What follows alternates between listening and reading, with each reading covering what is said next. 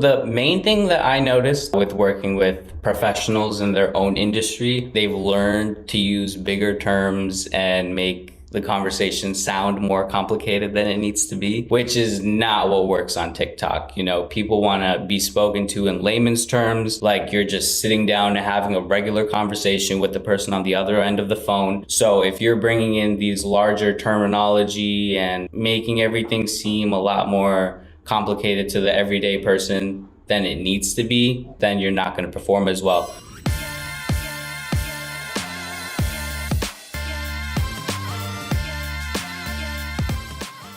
Welcome to the Videocraft show presented by Husky. I am Jon Santiago, and every other week I interview content creators about their stories, strategies, and experiences of building an online audience through video. Now, when it comes to video these days, short-form video is all the rage, but most businesses and content creators don't necessarily know how to leverage it. Enter Ray of Ray Motion Films. Now, Ray Motion Films is a full-service digital marketing company in New Jersey, and Ray has actually carved out a niche for himself in his local area, working mostly with companies providing financial services. He's accomplished this by focusing on helping small business owners create, quote, beautiful, unique, and thought-provoking projects. Now, one of Ray's greatest success stories to date has been his work with Badran Tax Accounting, an accounting firm out of New Brunswick, New Jersey. And with Ray's guidance, Badran has managed to grow an audience of close to 100,000 followers on TikTok, all around the concepts of tax, accounting, and money. Now, in this episode of the Videocraft show presented by Husky, I chat with Ray about a variety of subjects, including the origins of his interest in entrepreneurship, how he thinks about pricing his services, his entire content creation process for making short-form content with Badran, and so much more. You don't want to miss this episode. So before we kick it to the episode, I want to remind all of you, if you haven't already, if you are enjoying the show, make sure to leave a review for us on Apple Podcasts or wherever it is that you get your podcasts. We are looking at them. We are paying attention. We want to hear from you in terms of how we can improve the show, or if you just like the show in general. We obviously like to hear from you. So make sure to visit Apple Podcasts to do just that. Now let's go ahead and toss it to my conversation with Ray of Ray Motion Films. Ray from Ray Motion Films, thank you so much for joining me on this episode of the Videocraft show presented by Husky. Man, it is a pleasure to have you on. My pleasure. My pleasure. Thank you for having me, man. Yeah, I know. We've talked about this. I think the first time I met you, I already have probably pitched you on the idea of coming on I think podcast. During the first meeting itself, yeah. Yeah, so for context, Ray was a client of ours here at Husky, and we're going to talk a little bit about his experiences as well with working with us. But I found him so interesting because he came in wanting us to help with short form content, specifically for a client of his who is, you know, you wouldn't expect to be on TikTok. And he's had such tremendous success with growing this business's TikTok following. And I'm like, man, I got to get him on because he's got probably got some really great insights into how to leverage TikTok for businesses, especially small local businesses, which I think is who you primarily work with. So, and we just hit it off too, man. Like, I think that you and I kind of think along the same lines. I got a good vibe from you. I got the sense that you got a good vibe from me. So I'm like, we gotta make this happen at some point and have you on as a guest. Yeah, man, it's awesome. I don't know. We really started bouncing back and forth ideas and just conversations about the industry, and I think we definitely flow really well. Let me know if you need me as a co-host on another podcast. Well, no, that might be a possibility at some point. You know, I'm always open to having like different experiments run on this show. You have to. You got to try new things, especially with digital marketing and everything. You got to try new things. Exactly. That's what, and you seem to be somebody who is well equipped and open-minded to trying those things, which is very important, I think, if you are in marketing or if you are a content creator, because things are always constantly changing so quickly. Yes. Yeah, new trends. People are setting new trends. So you either are the trendsetter. You're always trying to innovate, try new things. Just be more creative in the sense of trying to bring something new to the table that hasn't been brought done before. Yeah. No, and you know what I wonder as you bring that up, is that something that has always been a part of you in terms of just this willingness to be creative and a willingness to try things regardless of whether the outcome is positive or negative?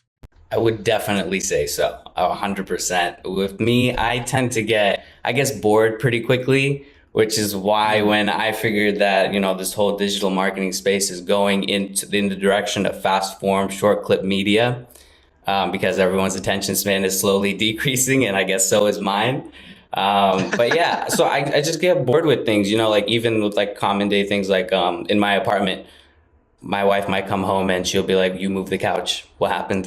I was like, "We need to innovate. We need So to you're try new messing around things." with feng shui in your apartment too. Yeah, This is down not to just that T. limited.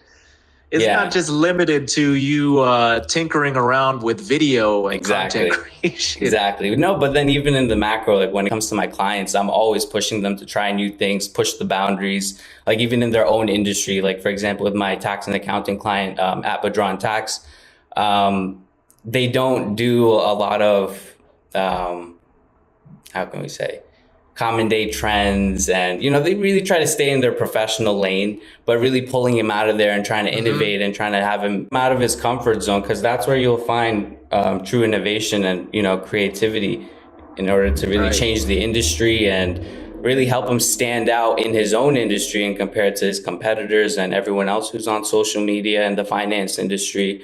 So yeah, there's definitely a lot of that when it comes to working with other clients, and in my daily life. Yeah.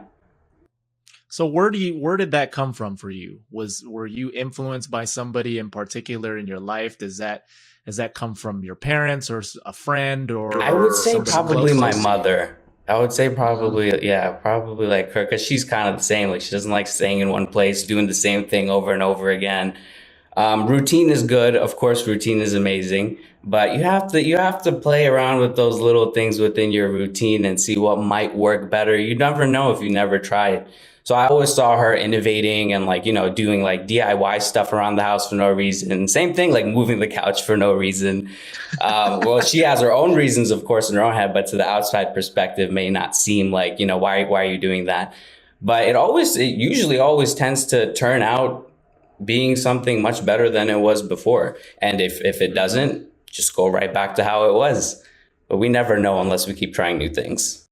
Yeah, for sure. Well, that's good. I mean, and you're a young guy too. And so to have that mentality, at your age where you're at, I was thinking about this in preparation for this conversation. I'm like, I am very interested to see where this guy is going to be in like 10 years and 15 years or even 20 years, because you already have this mentality that a lot of people have a hard time embracing, especially when it comes to content creation, because you're always having to pull yourself out of your comfort zone as a creator, or even in business in general. As an entrepreneur, you're doing things that you don't necessarily know the answers to, and you're kind of having to like figure it out as you go. And that's like a special kind of personality. For sure. I feel like if you can be okay with failing, trying new things in whatever industry, your personal life, your business life, creative endeavors, at some point, it truly doesn't matter how many times you fail. Because you know what? Even if this fails, I'm going to do the same thing again. Like I'm going to try innovating on the next thing. And if that fails, I'm going to do it again, regardless if it's a success or not. So I guess when you have your mindset on something, do it a certain amount of times, you fail whatever amount of times, it really doesn't matter. You're bound to succeed, because every time you fail, you learn from something, you pick up new skills, you learn from bad habits, and you just overall become a better person. That's really the whole evolution of becoming a better you. Yeah, exactly. Well, in terms of running your company and running your business, as I mentioned, again, I'm alluding to the fact that you are a young guy. You've gone out and done this. I mean, I'm sure you have many peers your age who are like, let me just get a standard day job that's consistent, that's steady. but you're going this entrepreneurial path where there's a lot of uncertainty involved. Is this something that from a young age you were always like, I'm going to be my own boss. I'm not going to work for somebody else? Yes, actually, it was always really appealing to me, and a 9 to 5 really was not as appealing to me from a very young age too. But coming from being a first generation Indian American here, my parents' ideologies and what they have made, which direction they have maybe wanted me to go, is the only thing that would have put any sort of doubt in my mind. Other than that, if it's just me in my own head, I knew I did not want to work a 9 to 5. And if I was going to work a 9 to 5, I would have had a lot of like criteria that like it would have had to be the perfect job for me, in the sense where, where I get to choose my own hours, high pay, I really get to pursue different creative endeavors. And I have like a creative flow that's like respected in the workplace.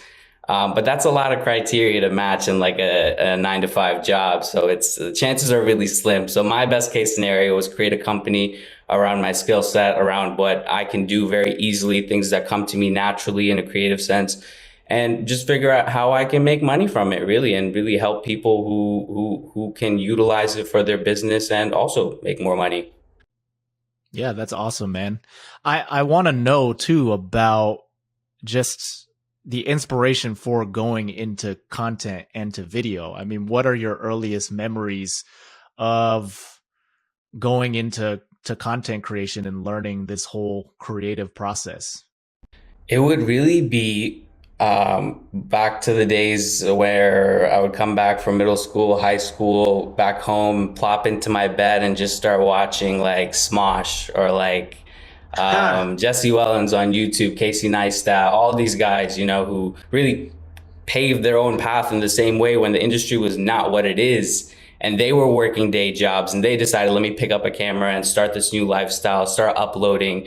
And I caught them at that point in time where like they were working day jobs, they were doing YouTube as a hobby, but then it slowly trickled, actually very quickly trickled into becoming an entire career for them. And this is when no one's talking about like really like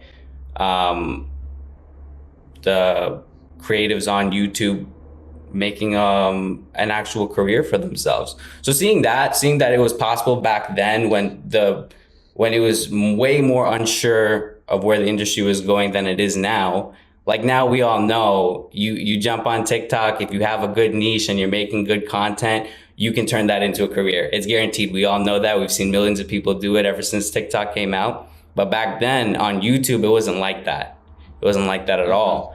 So I feel now like there's actually less risk involved with just jumping into this industry than it was compared to before. So seeing them go through that and really evolve into the creators that they are today, that was a big inspiration. I really knew that I could do the same thing, just because of the fact that it really comes down to being an individual, carrying a camera and filming what you want to film, and then just creating the video in a way where people want to watch it. Then everything else just follows through from there, really. Now, were you making like your own personal movies and stuff too? Like when you were in high school, dabbling with that? Were you even posting stuff to YouTube or sharing stuff, or just kind of creating things for yourself at that time? So I would dabble here and there. I'd make like some funny videos with my friends, and just because I was just always very interested in video creation, mainly because of those YouTubers who I used to watch.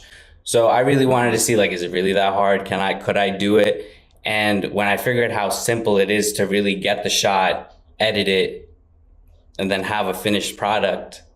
And every time I did it, it was a decent video, like this is my first time trying it. Oh, wow, this is a decent video. And so it's like, what if I learn a couple more skills? What if I pick up a couple more methods of how to edit properly, how to film better, how to lighting, camera, audio, all this stuff. And then it slowly becomes a much better video than what you first started with. As long as you really want to make a video, I don't see how you can make a bad video, which is how it was for me. So I was like, it's a no-brainer.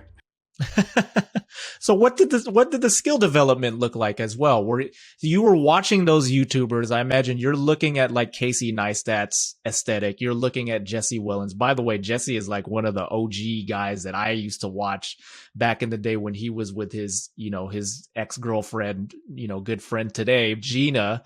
They're in your area. They're not that far from you actually, right? Up in the like the Northeast area, Jersey area. I think Gina lives here in New York. I'm pretty sure Jesse's still living in LA.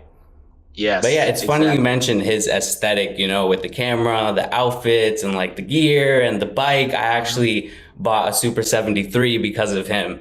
One of those electric bikes. Yeah. Actually, I fell off of it. Yeah. This is why I have this on. Oh my god! But man, yeah, I have that sitting in my living room, and like the whole aesthetic, it just feels like I'm like really creating the life that I wanted and I first saw as a child like years ago. So it's all really coming together, and it feels really good. Yeah, no, that's definitely cool. But again, just watching those guys, seeing their aesthetic, and then to develop that, were you looking at tutorials, or were you just tinkering, just kind of like going on Final Cut or even iMovie or Adobe Premiere if you could, procure a copy of it, and just kind of trying to play around with stuff, or again looking at stuff online, watching tutorials, and then learning specific tactics around how to edit your videos to look in that way? So I wouldn't say I went into like I didn't I started making videos for fun. I never uploaded any. I kind of forgot about it. I had to concentrate on school because of some external pressures. So I kind of forgot about it for a little bit. And as I was nearing the end of college, which I actually just finished yesterday, I'm officially a college graduate. What'd you finish in, man? Business administration with a concentration on human resources. Incredible. Yeah. So I have that underneath my belt. But so I had to forget about all that stuff for a little bit. And it wasn't like, I am going to do this. It was still like, teenage mindset. It's always swaying left to right. Didn't really choose a path. But as I was nearing the end of my college education, and my mom starting to be like, hey, you should probably start applying for jobs, find an internship, this and that. I remember I was walking around New Brunswick actually with a bunch of resumes in my hand. I was just going to go office to office, old school. And as I was doing that, I went to like the first office. I did a quick interview. And then I went to the second one. And as I was walking into the second one, I was having trouble finding the office room that I was looking for, like to go do the interview. And I don't know, something just clicked there. And I just went back down the elevator, went right back to my car. I was like, I'm not doing this. I don't know why, but I was like, I'm not doing this. I don't think this is it for me. And then from there, the pandemic hit. And then I did get laid off of my job where I was working at a Turkish restaurant as a manager. And then, the pressure really, really hit. I was like, I need to figure out something now. And if I'm going to be picky about my career, then I need to start, figuring something out. So my mind instantly went towards, okay, what am I good at? I'm a creative individual, right? I actually didn't jump right back into video. I started doing paintings for a little bit. So I started doing like Islamic calligraphy paintings because there's a market for it here in the Muslim community. So I started doing some paintings. They didn't sell that well. I didn't do as much marketing as I really wanted to for it. I sold a couple paintings here and there, had a few custom inquiries and whatnot. Nothing too crazy. But then I figured, this isn't moving as quick as I need to. And I just knew that it wasn't really for me. I was good at it. I could do it. But sitting there for hours just working on one painting, it was like my hand would cramp. And it was just small things like, this longevity wise, this wouldn't be for me. And then I decided, actually, have you heard of Matterport? No, I haven't actually. So Matterport is a software that allows you to, if you have a 3D virtual 3D camera that can take 360-degree video and photo, you can actually hook it up to the software and it lets you create a 3D model of a space. It could be a home, so real estate agents can use it.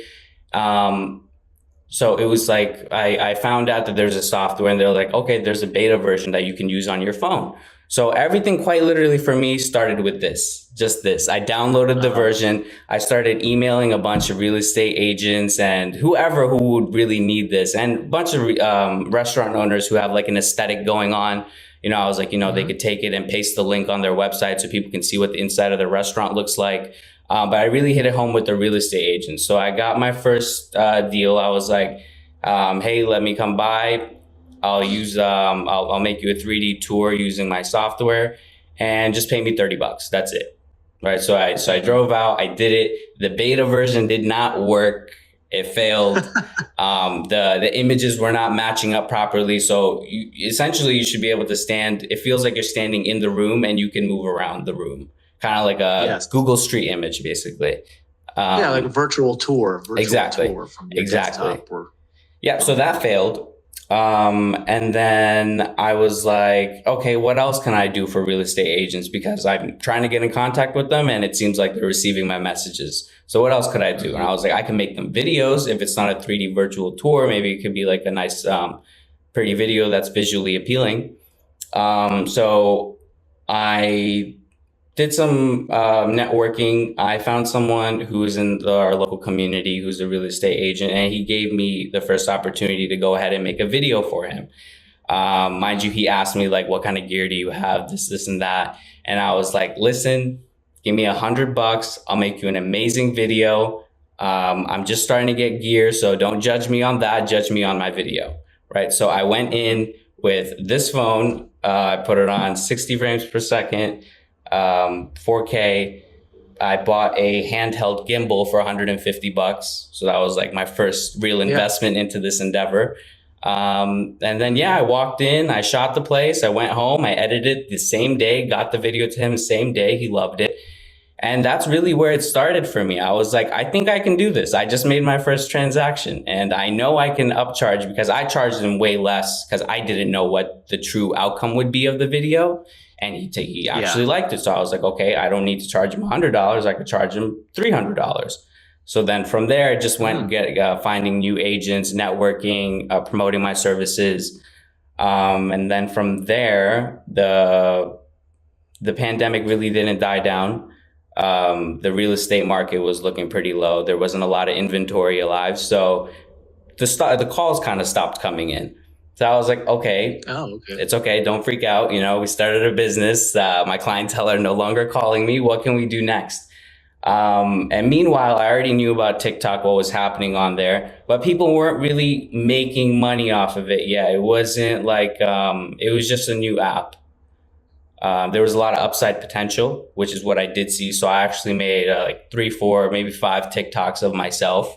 Trying to be like one of those TikTok gurus giving tips on how to make like a quick short form video.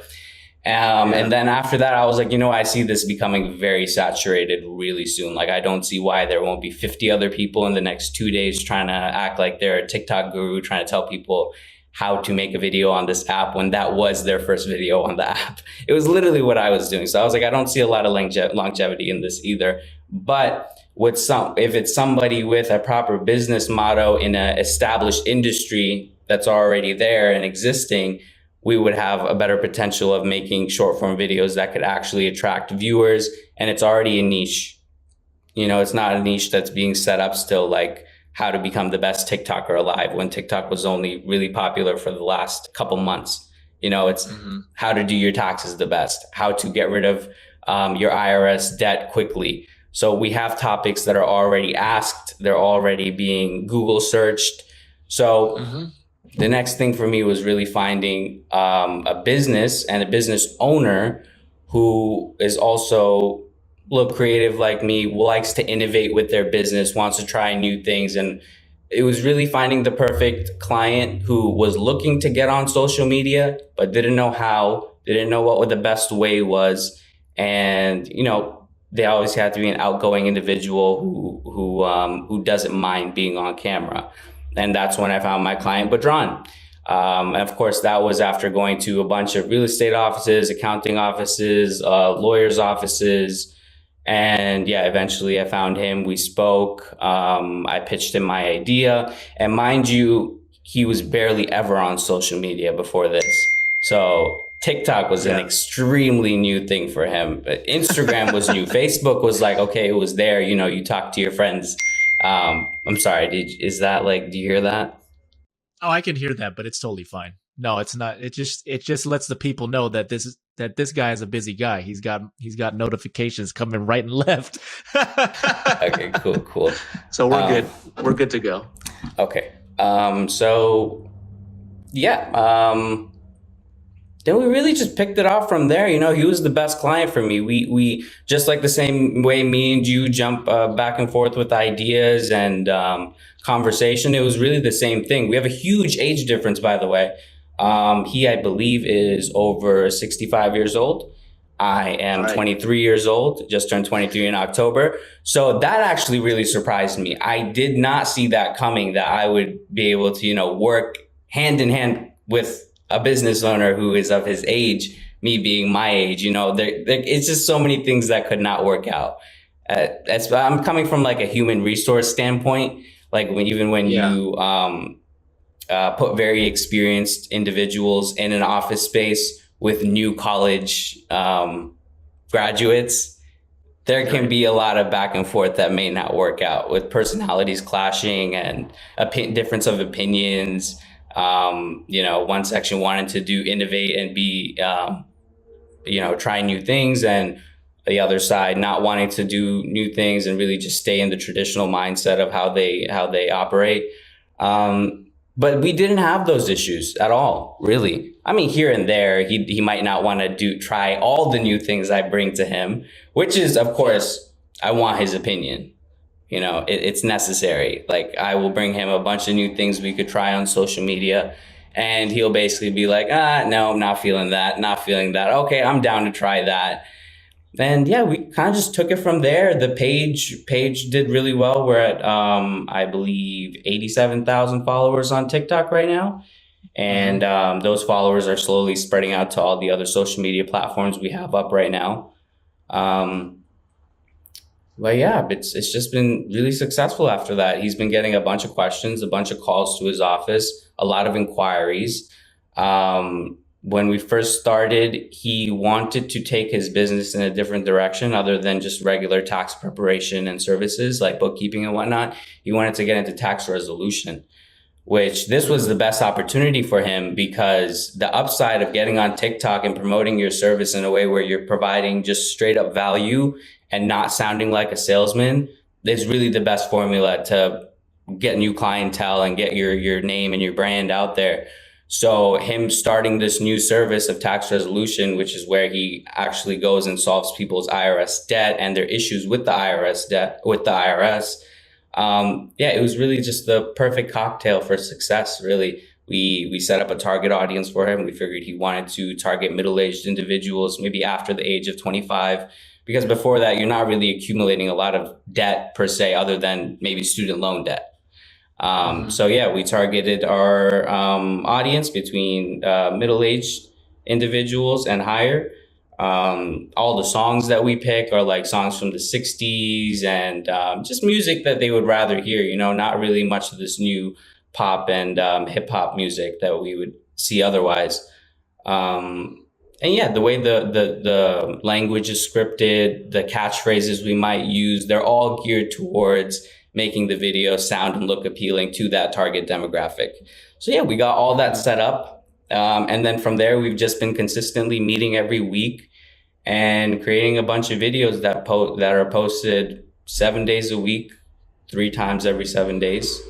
And yeah, this has just been a train that's been moving ever since last March. So when the volume of videos went up, that's when I realized, you know, I can't film, edit, and post 21 videos every single week. You know, I'm not going to have a day off. I'm going to burn myself out. So I figured it was time to expand a little bit. So I hired a social media manager who can do the posting aspect of the whole operation. I hired Video Husky. That's where we met Jonathan, to go ahead and take over the editing aspect of the operation. And then I did the filming and the scripting and the producing that goes on here. So yeah, that's basically how it went and where we are. Man, yeah, that's a great story, man. There's so many things that I was trying to take mental notes on that I wanted to unpack with you. I mean, one of them is definitely no, it was great. I mean, I think it covers so much ground as far as, and these are things I think that are applicable. The points of emphasis from your story are applicable both to creators or business, even if you don't see yourself as a creator, if you're a business that's just trying to leverage video. I mean, in terms of finding audience, that seemed to be like a common theme or a common idea that was recurring in your story. There was just trying to find the right target audience, whether it's for yourself as a business owner or now for the client that you work with. So, and for you, I mean, how were you so savvy enough to um target these sectors that are actually, quite financially lucrative, right? Like you mentioned, you were targeting lawyers, you're targeting real estate agents, you're targeting accounting, tax preparation. These are businesses that obviously have to deal with money. I mean, was this something that you knew consciously, like, yeah, if I go and try and work with these kinds of businesses, then obviously paying the bills isn't going to be, as difficult for myself versus like targeting other industries that may have some struggles when it comes to actually paying you what you're worth. Absolutely, absolutely. When I first started posting those houses for real estate agents, when I started making and posting those videos, um, so real estate agents typically work off of a commission. If they don't sell the house, they're not making a commission. So if they were to pay me to do a service for them, now they're dipping into their commission, right? And not a lot of people want to do that. So even then, they were a little Hesitant. Sorry? Hesitant. Hesitant to pay the price that I feel like I deserved. So Yeah. So I felt like, if I'm going to target real estate agents, it needs to be the higher end real estate agents who are really selling those like $1 million houses, because then we both receive the value that we want here. But you're absolutely right. I did target industries and demographics who would bring me some good money. I definitely had a lot of people who were hitting me up to do like music video shoots, and like small business promotional videos. But, in the industry that I'm in, it's a pretty lucrative industry and it's growing as it is. So for me to do the work for the amount of money they were asking it to be done, it was really not worth my time at that point. And when you're growing a business, it's hard. It's really difficult not to say no to people or to say no to people, because, it's like, oh, if I blow this person off, how do I know that someone else is coming after that? There's no, like, my calendar is not filled up yet. So, Right. so it was definitely balance to be found. And as my prices increased, I slowly needed to find those new demographics to target. But that was all manually done. I did not do a lot of social media for my own brand company, and we still have not. That's something I really want to tackle in 2022. We're making all this content for all these other clients in different industries. I see no reason why we shouldn't be doing it on our own. But that, of course, I would need to personally be making the videos. So it's really like finding time where I can step away from working in my business instead of working on my business. But now that I finished college, I really feel like I have the time now to go ahead and do that, start looking for more clients and really expand. That's cool, man. I mean, Jesus, I swear, talking to you, it sounds like I'm talking to like a seasoned business veteran who knows all of these things, not a 23-year-old recent college grad who's just, starting their life as an adult. It's really incredible and very, very admirable to hear somebody and to know somebody like you who is, you're on the right path, man. I'm telling you, I'm not saying that to flatter you. Anybody listening here, this is not to flatter Ray. It is true. This guy is definitely, seems like he's got a good head on his shoulders here. But I want to jump back into something that you just mentioned there, and you also talked about in your story a moment ago, was just about pricing, because and I think this can be related. We can relate this even to content creators as well when it comes to pricing the value of their content for brands and sponsorships and things like that. But you, in terms of pricing yourself for the clientele that you work with, you seem to not have any trouble like raising prices, where some people, I know I had that struggle in the past when I did freelancing. Was, God, are they going to really pay that? That seems like a lot, for what I'm doing. And it actually seems to be, there's something deeper there at the source of that if you're struggling with that. But for you, it seems like that is just not something that phases you in terms of increasing your prices and knowing what you're worth. I mean, it definitely does here and there, pricing in every price, when in the breakdown, you have to have very good reasoning for why you're putting that number there and what the value is in correlation to it. But no, when even transitioning from painting to the video production, I knew in that transition period, like I wasn't for sure I was going to go into video production, but I knew whatever industry I choose to go into, I need to make sure there's a good financial upside for me. This industry is going in the right direction where I wanted to, and that I could do this, till I feel like retiring. And that was video production, really, what's it called? A bunch of car companies, for example, let's take any GM company. They're paying easily $100,000 for one 15-second commercial to be created. That right there, me starting off and making someone $100 video and finding out that if I get my skills up a little bit, and if I just figure out how to make these connections and network and just find the right deals and make sure I'm in the right place at the right time to open my mouth, I could potentially land that deal.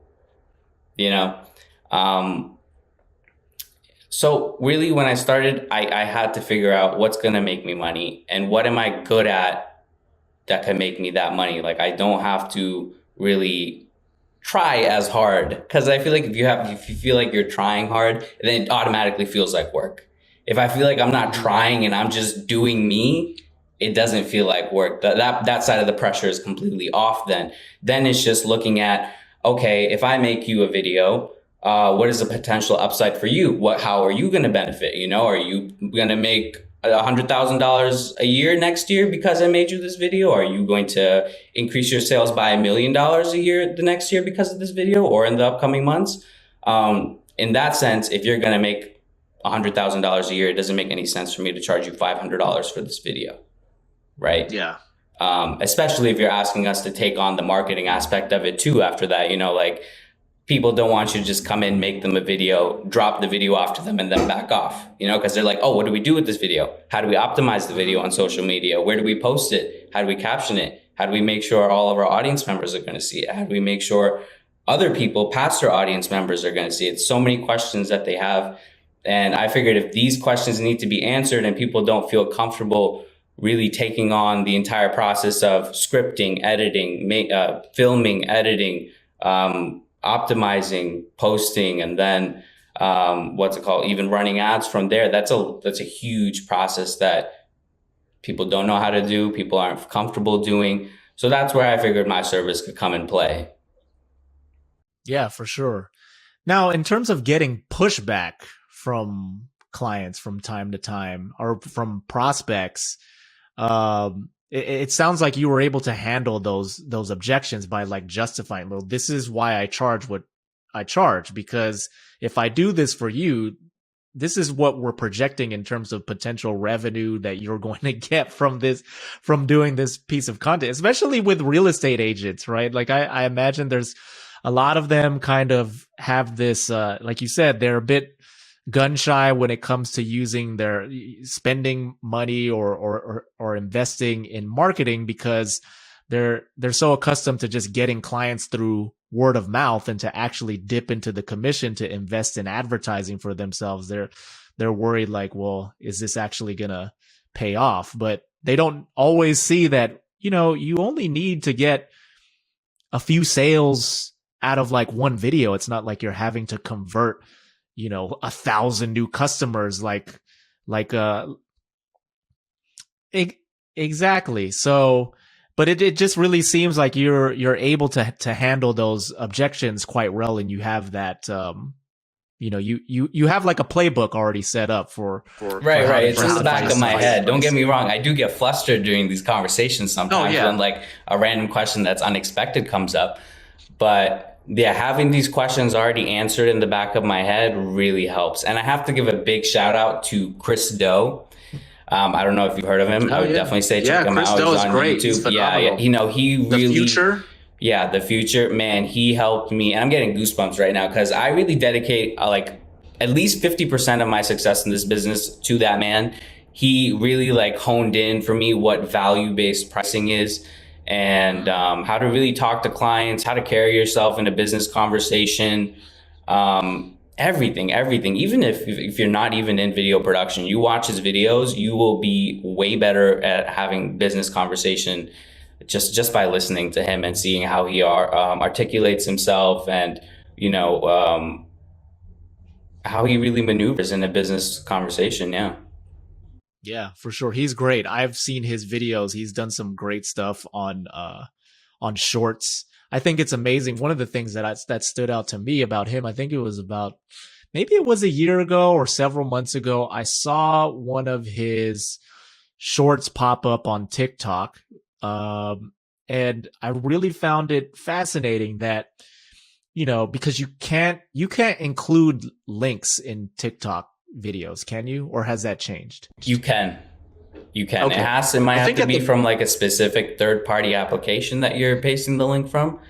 But you can paste links, yes. Because what he did was so fascinating in terms of he basically repurposed a short form piece of content from a longer piece of content. But then his caption was like, to watch the full video, Google search this or go on YouTube and search for this title, and that was just a way for him to funnel his TikTok audience over to his YouTube audience, which is just kind of like next level thinking there in terms of how to like build audience and to bring them to different platforms that you're on. With less work. He's not sitting down and refilming a whole video. He's just sending it to his editor and giving him instructions like, hey, clip this one, this 15-second bit, this 15-second bit, this 30-second bit, post it at this time, post this one first, second, third. And it's just the operation. The same way we did with Video Husky, really, where we took all those larger form videos. Well, it wasn't a lot that we did that because my client over here, we didn't really start doing long form videos on YouTube. But definitely if we were, then we 100% would have started breaking those down and started uploading them and repurposing them to different platforms.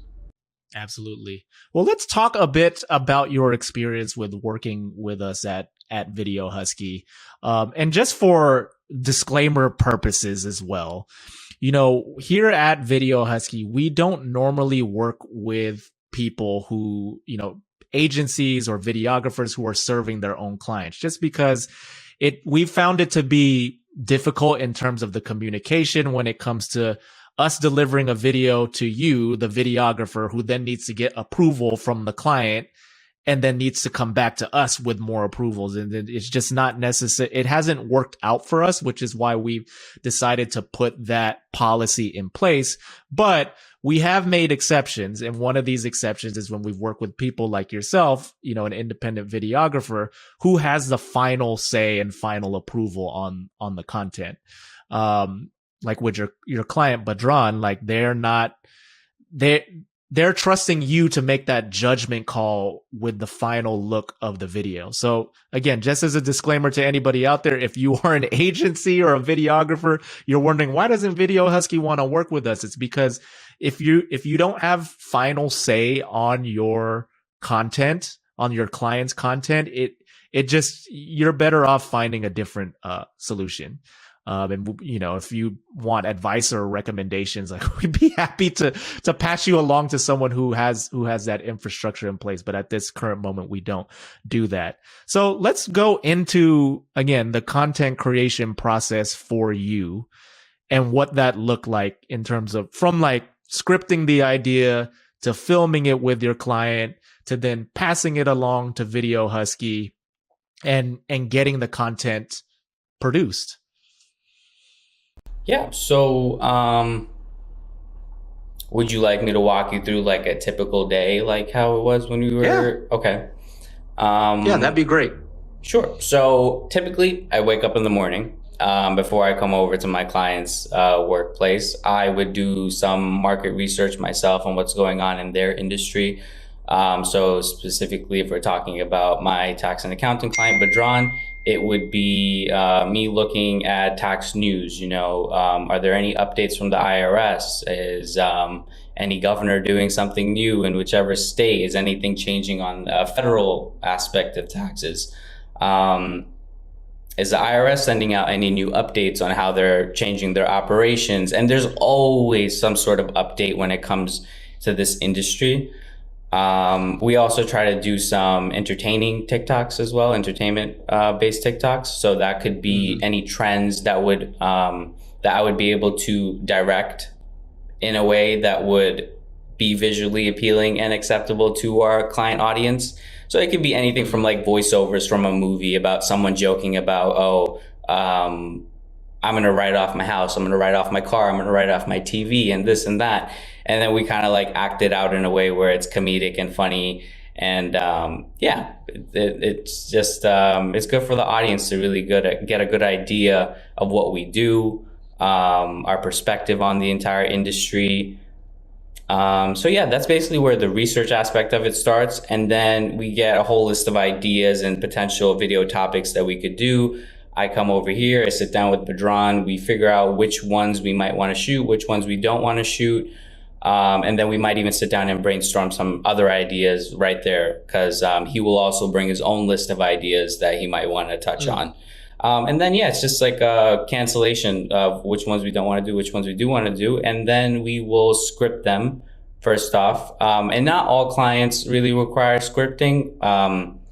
I have worked with some in like the real estate investing aspect of the real estate industry who really know all that information off the top of their head, and they can they're really confident in the way they speak. Like they're like, if anything, I'd like, no, get away from me. I don't want to script it. Just let me say what I want to say. So there's those type of people. And then there's also people who really want to make sure that they're saying the exact right words, whether it's like for legal reasons, because, when you're working with tax law and whatnot, you really have to be careful with what you say. So specific to his industry, we definitely script every single video. We make sure that we're not saying anything factually incorrect or along those lines.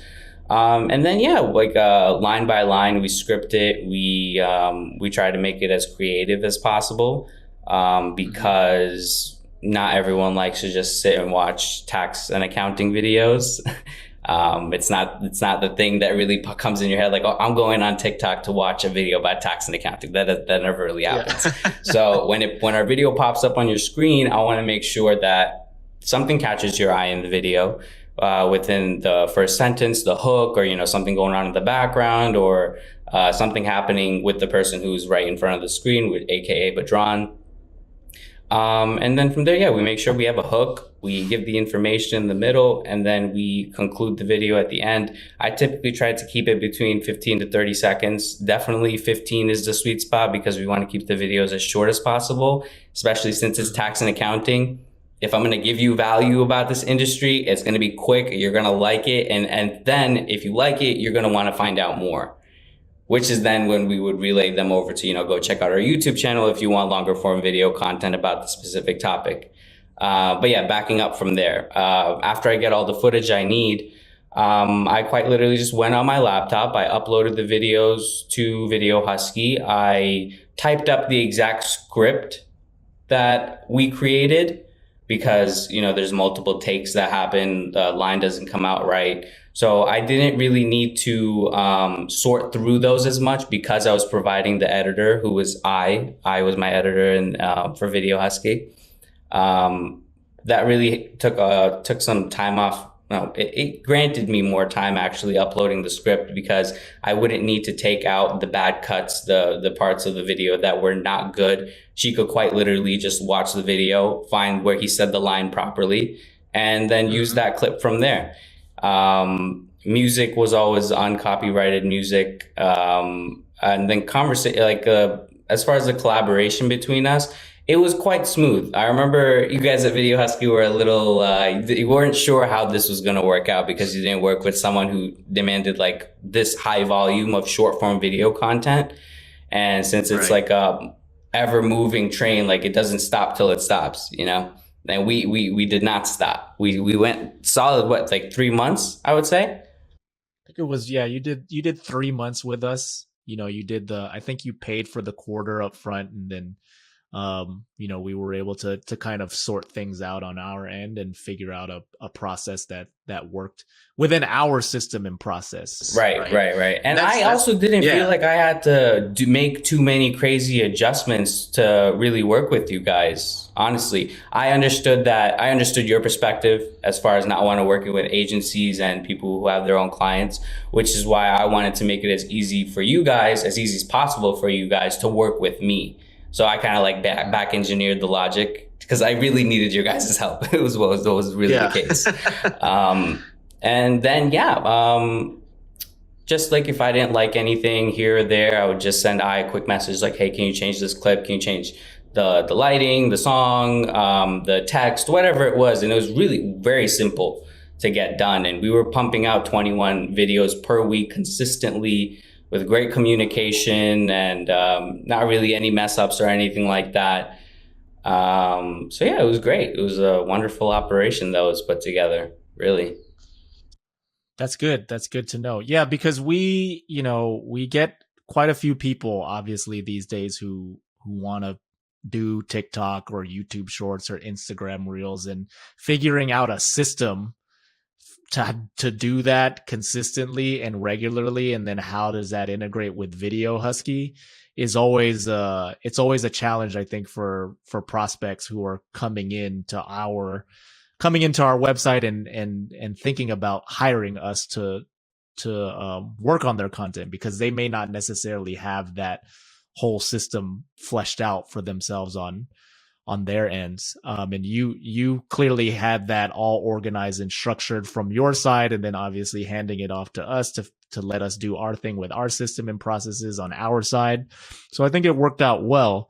And then as far as there are a couple of things I wanted to circle back on in regards to what you were saying, and that was just the collaboration between you and your client.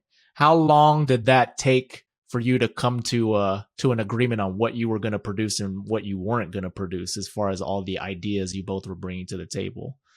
So that's something that is still ongoing every single day. You know, every single time we meet up, well, not every single day, we shoot 3 times a week, which is why I like to work with local clients, so that, you know, distance wise, travel from me to them is great. Communication is good. We can do this consistently.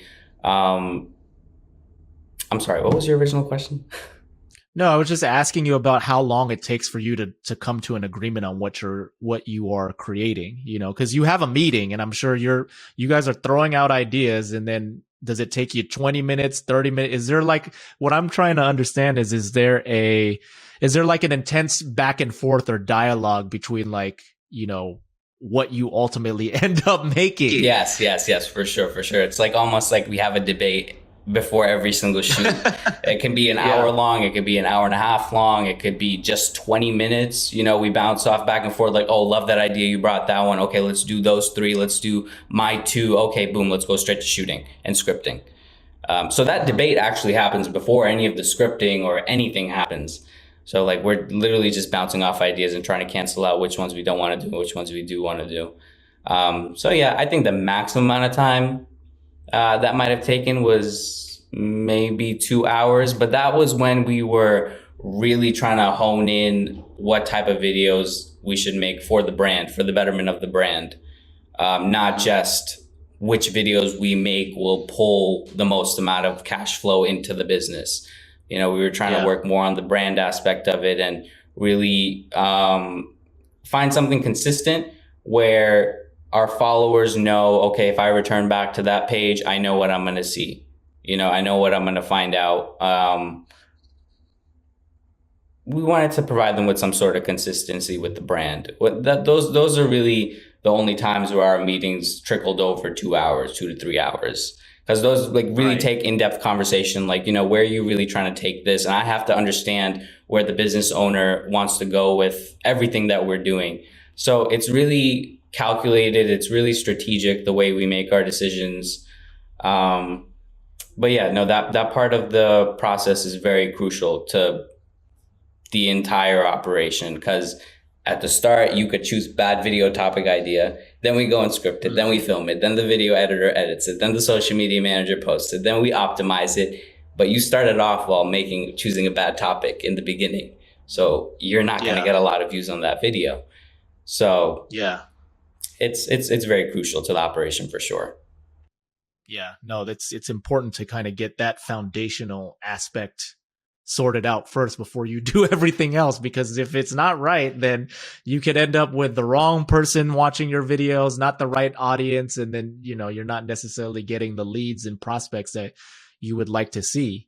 In terms of filming the footage, we had talked about this when you came on as a client, but why don't you walk us through how you ended up filming the shorts themselves for us to go in and edit? Well, did you not end up filming several shorts on one take in one movie file, rather than like passing along, rather than like, hey, I filmed for 30 seconds, that's one file. I filmed for another 30 seconds, that's another file. It was all filmed on one singular piece of footage, and then you provided us with the timestamps of which pieces you wanted us to extract. Exactly. So going back to like how I wanted to make it as easy for the editor to adjust to, what I wanted and whatnot.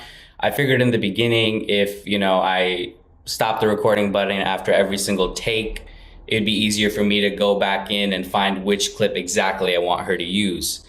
But that, of course, took a lot of time from my end. So we figured between each other, me and the editor, if I were to just shoot, leave the camera running until we get every single line for the video, which it could be about a 15-minute video at the end of that, which you're going to cut down to about 15 seconds after you find the clips. Yeah, I was able to provide the script for her, so she was able to just review the whole video length of the whole video, and or just look through my timestamps that I gave her, and then she would just pull the clip right out and then just put the video together. Yeah, very simple. Yeah, it's one of those things where it makes more sense to just have the camera just roll all throughout, rather than having to separate them into their own individual clips. And I think that worked out really well for us on our side. Sorry, there's also like the possibility where I might even drag and put the wrong clip in that folder that she would need to go edit. So it was just like all together, Exactly. much easier, much more efficient. And productivity wise, it was a lot easier to go down that route. Okay. Yeah, no, for sure. And, one other topic here that I want to circle back on is just the scripting of the videos. Now, tell me about what that looked like. Is there a lot of rewrites involved, a lot of editing in terms of scripting the content out? Because as you mentioned, these are shorter clips. You're aiming for like around 15 seconds. So I imagine you don't want something super wordy, but at the same time, probably once you're starting, you're kind of just having to like word vomit everything onto a page initially before it gets narrowed down to the core message that you want to end up filming. Right. So the main thing that I noticed with working with professionals in their own industry, they've learned to use bigger terms and make the conversation sound more complicated than it needs to be, which is not what works on TikTok. People want to be spoken to in layman's terms, like you're just sitting down and having a regular conversation with the person on the other end of the phone. So if you're bringing in these larger terminology and just making everything seem a lot more complicated to the everyday person than it needs to be, then you're not going to perform as well. But with my clients, they're more inclined to want to do that. So when they like pull out like a sentence that has, for example, 12 words in it, I'll be like, hey, how can we minimize that to like 7. Hmm. And that would be the scene, that would be the cut. So yeah, that's definitely something that we debate on during the scripting process as well. There's really a lot of debate. They do give me a lot of creative freedom, which I do like, which is why it worked out with Video Husky. So if I make suggestions, like, everyone's fine with it. But of course, I need to respect their opinion when it comes to their own industry, because I'm not an accountant. I could say, like, hey, exactly. let's say that the IRS is mean, for example, but they'll be like, no, we can't say the IRS is mean. They're just doing their job. And we worked hand in hand to solve people's issues. So we can't have our audience look at the IRS from a negative perspective like that. So things like that, I needed to change within my own mindset and then adapt to how they want to have their brand looked at on the outside, as far as their dealings with the IRS and how they operate. Yeah. No, I imagine that can be a difficult part, especially if, when you're working with real estate agents. I mean, there's certain things that you cannot say legally as far as, you can't suggest like, this is, I don't know, like this is the best neighborhood, or this, certain things legally that you can't say. I can't even think of them off the top of my head because I am not a real estate agent, but we do work with real estate agents, here at Video Husky, and they have to deal with a lot of those legalities, which often leads to a lot of that superfluous and big language that's being used when they're trying to explain things. But yeah, no, Ray, this has been great. As we start to close out here on this conversation, I just want to ask you about where you're trying to take things next. Where are you trying to go? You've teased it a little bit. Of course, you want to start sharing more of your knowledge out there as like a branding tool for your own business. But I mean, I guess where are things headed for you? Where would you like to be, like, the next time possibly we have this conversation, maybe in like a year or so? Absolutely. I would love to do this podcast again. Yeah. But I mean, I have a lot of options right now. And I'm blessed to say that, I feel like I could create quite a big movement here, and I could expand business pretty aggressively. But due to my age and my experience, I feel like it would be better for me to reinvest into myself for a little bit. Because I don't want to start expanding and then something unforeseen that I was just too naive to look at happens, and business crumbles from there. There's always that risk. So I do move very strategically. However, I don't see why I cannot just expand, find new clients who want to jump on TikTok, teach people who want to be content creators to come, head over to the place of business, create the video, and then simply hire Video Husky to edit the video, hire a social media manager to go ahead and post the video and optimize the video.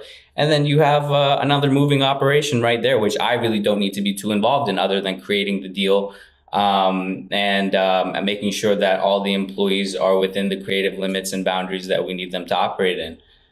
So I don't see why I can't do that. The sky's really the limit. However, I did learn, even throughout these previous endeavors with my business, Ray Motion Films, that if I continue to expand, I slowly, as the business owner, start getting pushed away from the things that I actually like doing, which is some of the filming, which is some of the editing, which is some of the scripting, and being able to really show my creativity on spot, like in the field.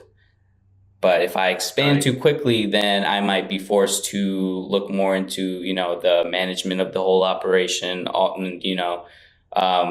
dealing with client issues. And, when you expand, you just get pushed upwards and away from the stuff that you originally started the business to be doing. You're no longer doing that anymore. You have people hired to go do that for you. So I think as I'm young right now, I think I want to still be involved with all those parts of the operation. I'm not really in any too much of a hurry, therefore, to really expand. However, I have a lot more time on my plate now that school's over.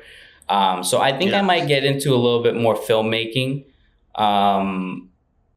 So that could be like music videos, car shoots,